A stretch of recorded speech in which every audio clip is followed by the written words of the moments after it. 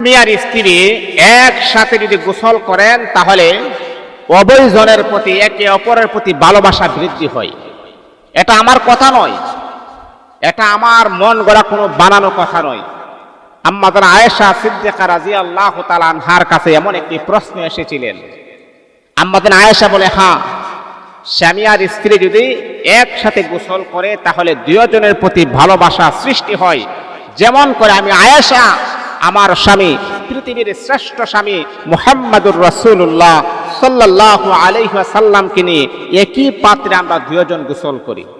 এর মানে প্রমাণ হয়েছে, এর মানে প্রতীয়মান হয়েছে যে স্বামী আর স্ত্রী যখন একসাথে যখন গোসল করবেন, এর ভিতর থেকে আল্লাহ পাকের মুহাব্বত, ভালোবাসা দুজনের অন্তরের ভিতরে আমার আল্লাহ ফিট করে দিবেন।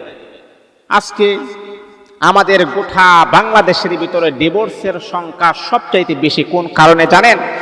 একে অপরের প্রতি আন্ডারস্ট্যান্ড নাই, একে অপরের প্রতি ভালোবাসা নাই, একে অপরের প্রতি কোনো টান নাই।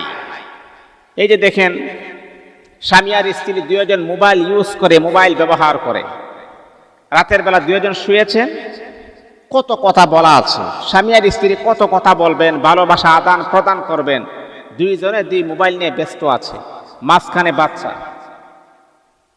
তাহলে কিভাবে আমাদের ভিতরে ভালোবাসা থাকবে?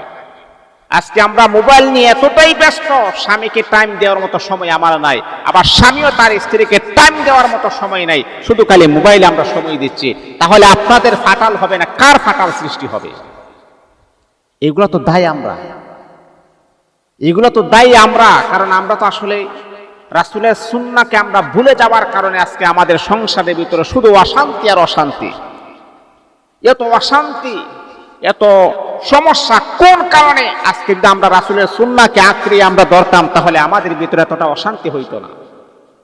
আমাদের ফ্যামিলি ক্রাইসিস, এমন কোনো ফ্যামিলি নাই যে তার ফ্যামিলির ভিতরে কোনো ক্রাইসিস নাই, তার ফ্যামিলির ভিতরে কোনো সমস্যা নাই। এই সমস্যাকে সমাধান আমাদেরকে করতে হবে। কিভাবে সমাধান করতে হবে? সেই নিয়ম নীতি রাসূলুল্লাহর আদর্শ থেকে আমাদের সকলকে গ্রহণ করতে হবে। আল্লাহ পাক আমাদের সকলকে বুঝার, আমল করার জন্য তৌফিক